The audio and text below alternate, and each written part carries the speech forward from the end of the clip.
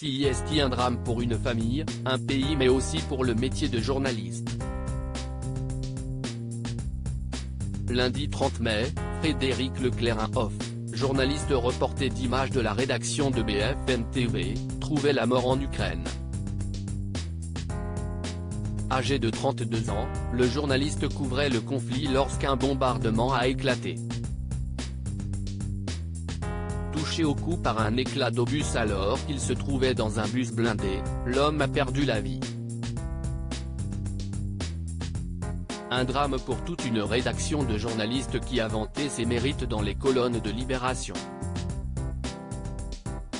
En effet, ils ont été nombreux à soulever le courage dont faisait preuve Frédéric Leclerc. Solidaire et bienveillant avec ses collègues, le journaliste était aussi adhérent au syndicat national des journalistes et n'hésitait pas à monter au front pour aider ses collègues.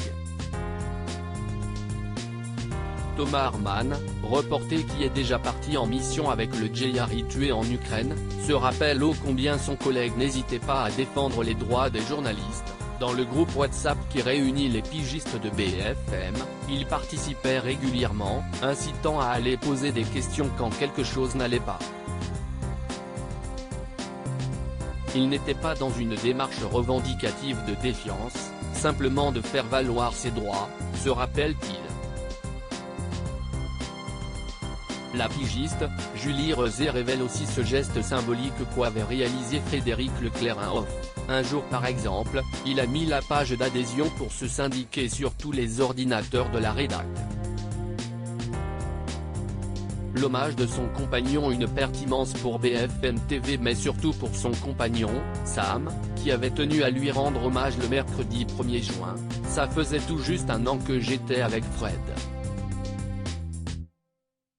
On avait matché de suite, j'aimais son côté sensible, à l'écoute et engagé.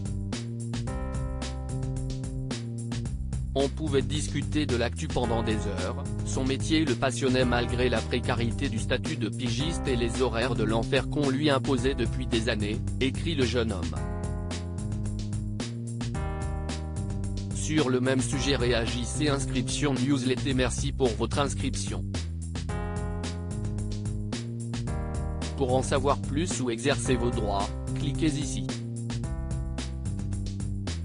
Fermé.